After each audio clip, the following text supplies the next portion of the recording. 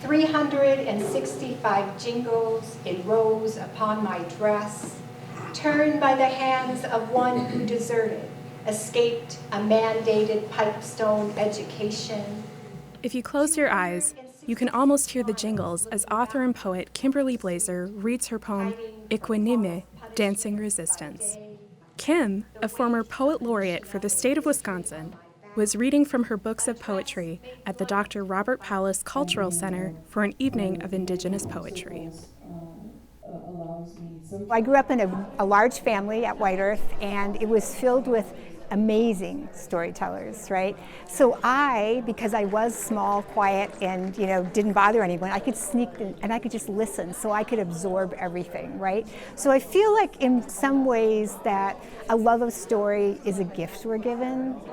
So I feel like I came to this love of story and poetry and the sound of language, and I came to it pretty honestly.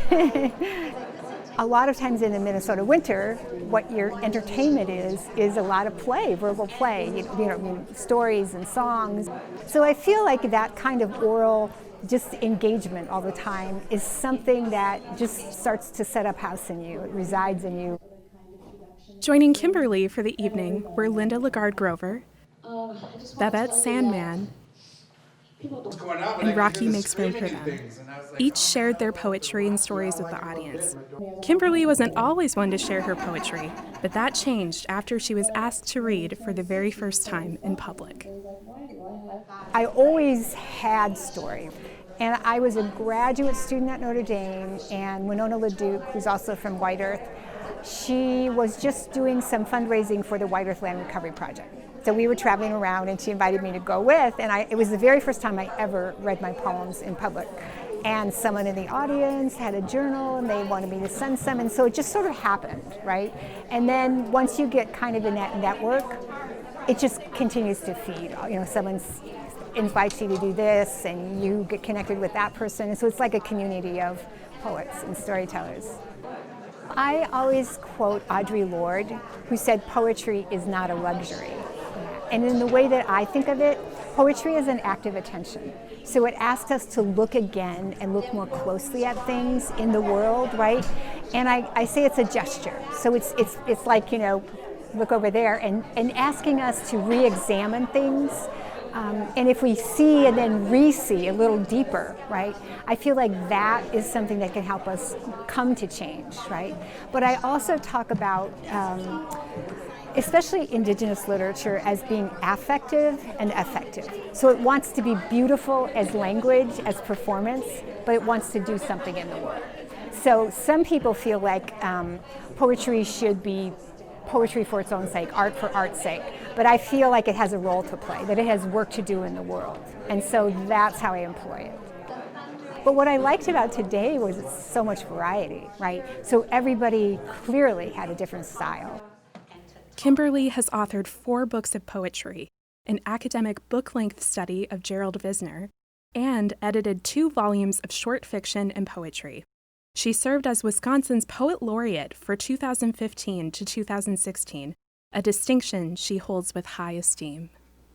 It was actually a really amazing honor, and it was honestly so much fun. Like, I love hearing people's stories, I love connecting with people, and it gave me sort of this reason to go to all the far corners of Wisconsin and find these little communities of writers that you didn't even know existed. Like, there's 10 people in some little town and they're doing a crazy, amazing stuff, right?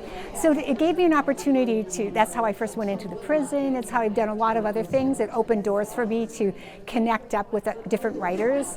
And, in schools and libraries and retirement homes and on lake shores and in just all kinds of strange places. It was wonderful to be able to bring poetry.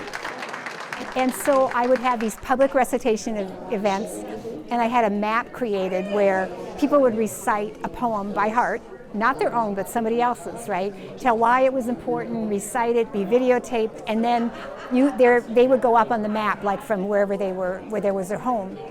And so anyone can go on and click on that and listen to them reciting. There's something about having poetry inside. Like you could go to it at any moment. Like it inhabits you. You kind of inhabit the language more once you've memorized it, right? And so I feel like it's a bank. It's a bank of ideas and images that we can bring to use in our life. The biggest piece of advice I would give to a young writer is to read. Because you need to see, hear, read what other writers who are accomplished. And you have to become acquainted with that. You have to have models, right? And so I think that that's the biggest thing. Is just to immerse yourself in poetry or fiction or whatever is your genre, right? But when we sing of might, this is the part. The part where my jailed brown uncles, my shackled cousins, angel their way in, where children fostered and lost reappear. I dress in their stories, patterned and purple as night. I dress in old songs of prison trains and men covering their eyes to sleep. Songs of women on one side of a sliding panel, of lives shattered, but mosaicked by might. The angles of survival, a many-cornered wholeness.